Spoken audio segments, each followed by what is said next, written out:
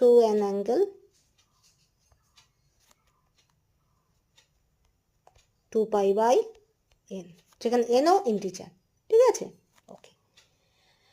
R proper axis improper axis of symmetry তো জানো Sn, যেখানে কি হবে, এখানে তোমার একটা হলো অ্যাক্সিস অফ সিমেট্রি হবে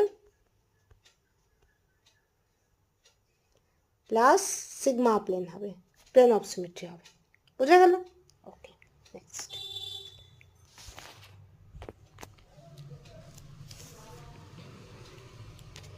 আরও মনে রাখবে S2 বলতে কি বোঝায়? I, centre of inversion. আর S1 বলতে বোঝায় প্লেন অফ সিমেট্রি, ঠিক আছে? এটাও মনে রাখবে, S2 equal to I, S1 বলতে সিগমা। ওকে,